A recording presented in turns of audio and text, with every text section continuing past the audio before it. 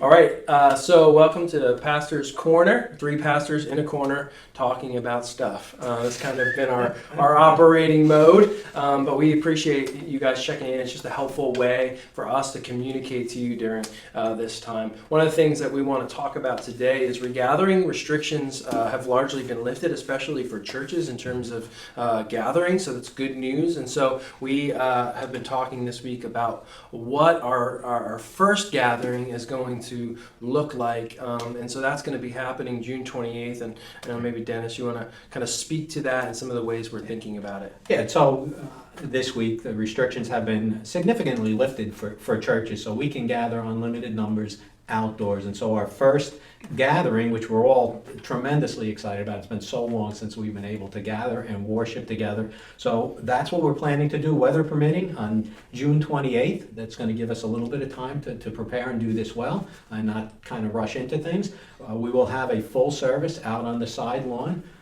Details to follow where the entire church can gather and worship, and we're pretty excited about that. And as we continue to navigate this road, because those restrictions are changing almost daily, as we saw this week, just a reminder, the same two operating principles are still in place. That is, we are looking to honor the governing authorities over us and respect the restrictions that they've put in place. And second is to love one another well through this. This is a serious virus that's still around, and we need to care for one another as best we can. And so with those two things in mind, the 28th is what we're aiming for, and we're all looking forward to that. It's going to be an exciting time of worship. Yeah, I'm personally pretty excited. So you mentioned two things, right? One of those things is honoring the governing authorities as best we can. I know one thing that I've felt, that some of us have felt, many in the church and church world feel, is just observing some inconsistencies in the way things have been rolled out or in the lives of some of the leaders.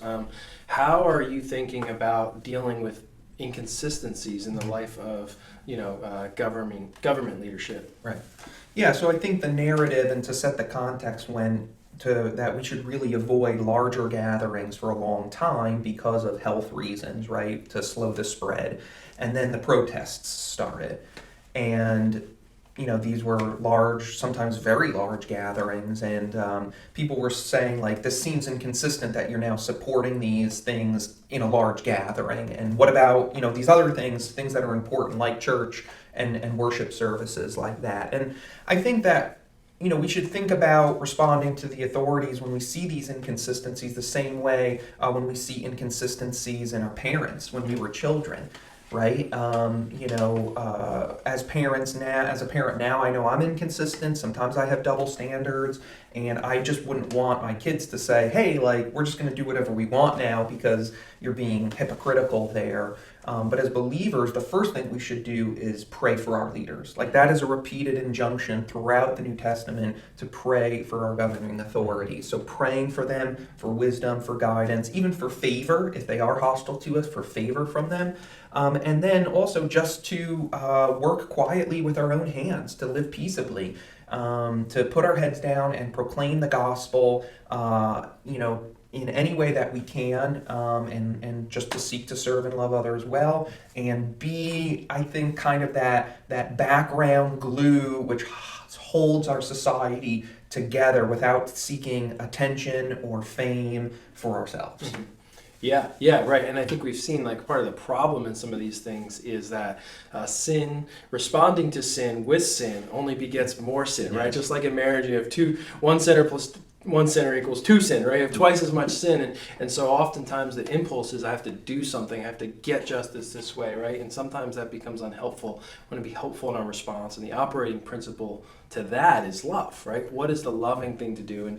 And so, when we think about that as far as regathering goes, like, what should people expect? What is loving one another going to look like, at least in the near term, for some of our regatherings? Yeah, so if we look at the 28th, for example, I think that's an important piece. And so one of the things, the way we love one another, is to remember this is a serious virus. There are people at risk among us, and we need to respect that. And so we need to respect social distancing. And so as we enter or exit our cars or go back to our cars, we need to have our masks on, and when we gather together, try to limit that, and just wash our hands when we go inside, use only 1 or 2 people in the bathroom at a time. All of those kinds of common sense things, we just need to keep doing that and make sure that we don't just forget what's really happening, because it's a serious thing. And so love one another well by maintaining those boundaries when we're here. Mm-hmm.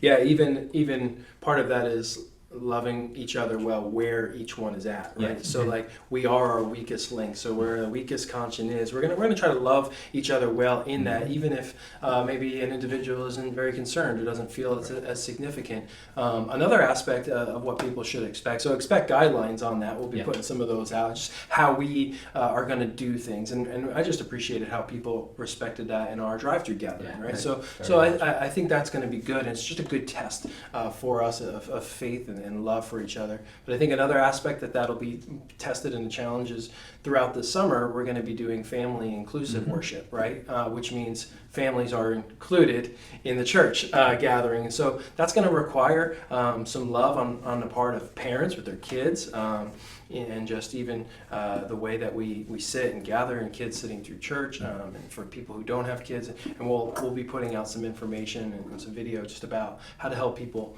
go through that. But people should expect that the summer's going to look different. And personally, I'm excited about that. It's just a nice change of pace. It's going to be great to gather together, but it's just, and the fellowship will be sweet, but it will be different, and different isn't always a bad thing. And so this is going to be, I'm hopeful, this is going to be a good summer, and also expecting, Lord willing, that once we begin to gather on the 28th, we'll be able to continue to do that in some way as the summer progresses, and so more info will come. So church, we just want to let you know about some of those things. We hope these times are informative for you and helpful, and continue to help you feel connected to us, and it certainly does for us to you. So expect more information. Keep checking the website on the updates page and the 3 things emails, as there'll be more information about using the building in smaller groups, but also the gathering on the 28th. So God bless. Have a great week. Gets the first word. Chris always gets the middle word. That's why I moderate, so I can always get the last word. Just the last word guy. Doesn't matter what you will say, as long as I get the last word, tie it up. Good to go. It's all anyone's going to remember anyways. Yeah. Oh man.